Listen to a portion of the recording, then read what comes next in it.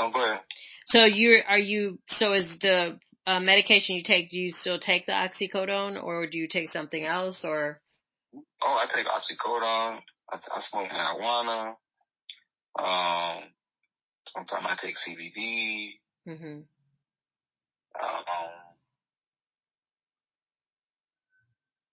I take methadone. They prescribe me methadone and oxycodone right now. Mm-hmm. But I hate taking those pain pills. But right. So that's why I take the marijuana so that it can help me slow down by not taking so many pills. It balances it out. Mm-hmm. Do you worry about getting addicted to any of the narcotics? Or Nah. Mm-hmm. I hate it too much. You know what I'm saying?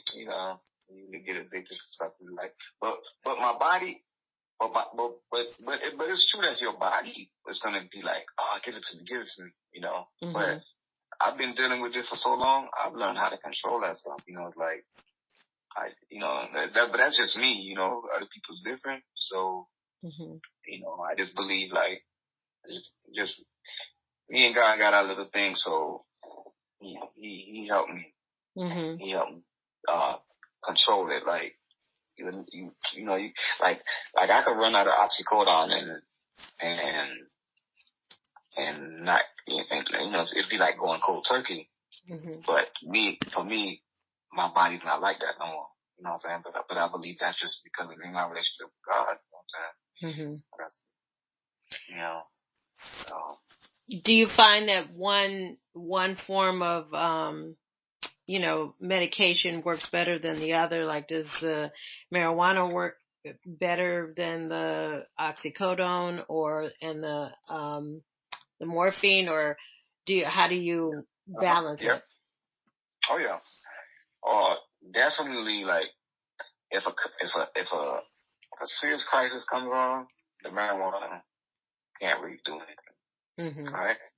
I have to take the oxycodone for that.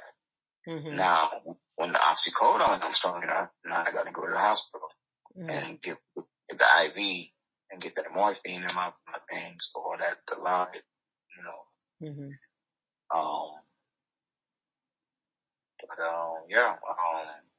But like I said, marijuana helps. It helps me to, because I got to keep my body. I like to keep my body numb, just all throughout the day. But I try to keep my body numb so I don't feel the pain. Because right now, what I'm going through is daily pains, daily crisis. Like everybody with sickle cell everybody's body is different, and we all have a different situation. But when we have a big crisis, we all have the same big crisis. But what my body is going through because of this ICU situation I went through in 2016, now I get these little daily small little crises, chronic pains. You know what I'm saying? And I didn't used to have that before until I went to the ICU, until after that ICU situation.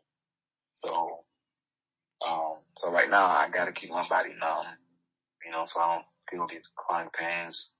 I got back pain, so all that stuff. And you keep your body numb with the medication? Medication and the marijuana. Mm-hmm. So how does that affect like just your mostly with marijuana though. Mostly marijuana. How does that affect your life and your career and your family life?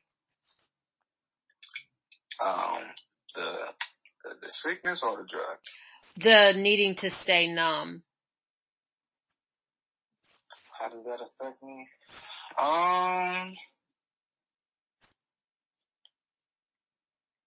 As far as family, it doesn't really affect family, but as far as my daily activities, I mean, it helps because when I'm in pain, I don't want to do anything.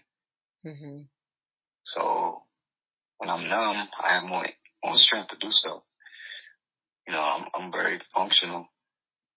Even though I be under all this medication, but I'm very functional. And go ahead. No, Yeah. What was, so you said the ICU crisis, what was that? Was that what you spoke about earlier, or was this a different incident? Oh, this is a different situation. What happened there? I put that in the book. So, you want me to go step by, like? Yeah. Okay. Take me through it. Take me through it. So I was living in California. Okay. This when I was in Cali. So,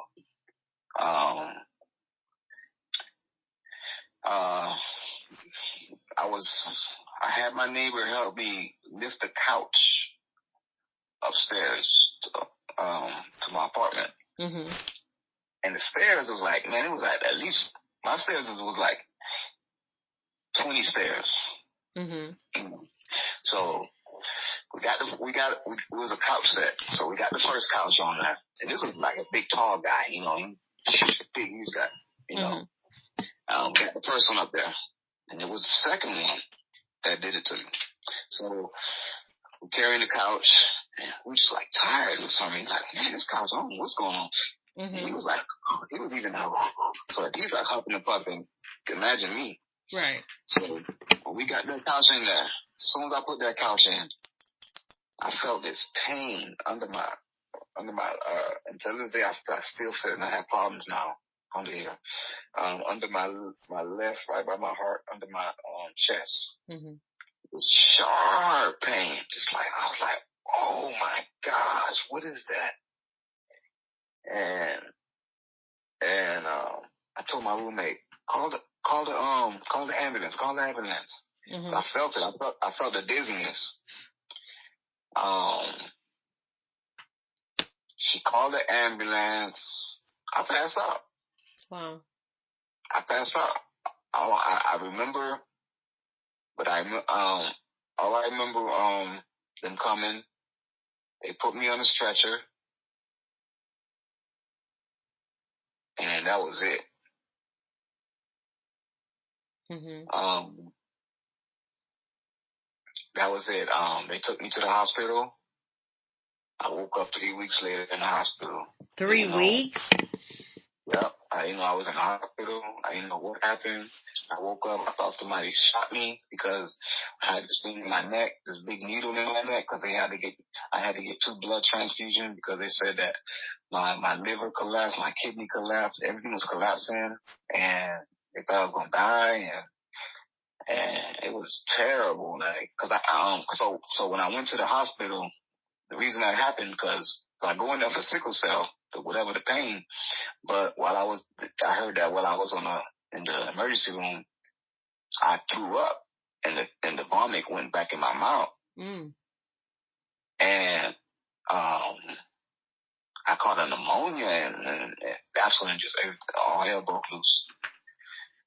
So I woke up 3 weeks later in the hospital. Man, I couldn't. I was like a vegetable. My voice, I couldn't talk. I couldn't much wipe my own butt. You know, my sister had to do it for me, the nurses. I couldn't brush my own teeth. I couldn't walk. I had to learn how to walk.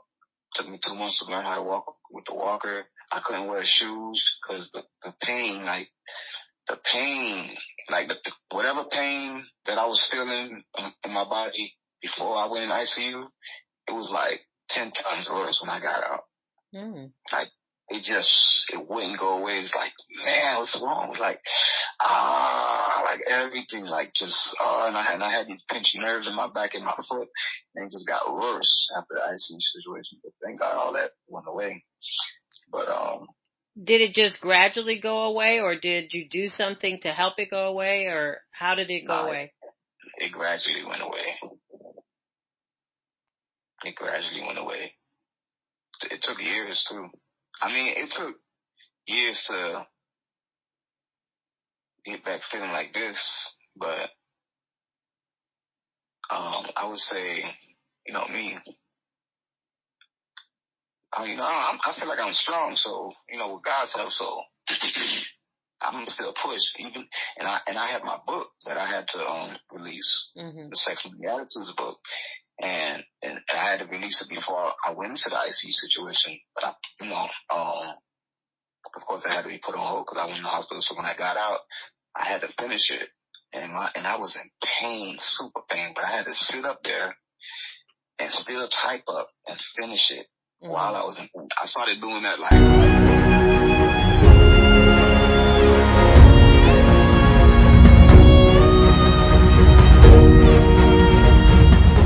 Yep, working on my new book, 40 Years in the Wilderness, Sickle Cell, Sweat, and Tears, by Kenley La France, a.k.a.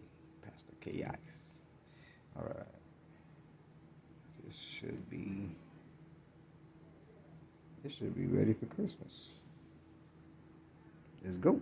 I have no choice but to continue to endure this pain. Over 40 years in the wilderness. Every day I fight this bitterness. I'm on different drugs to help calm the flames. Popping pills, smoking weed is how I maintain. I'm hardly ever sober. I gotta stay numb.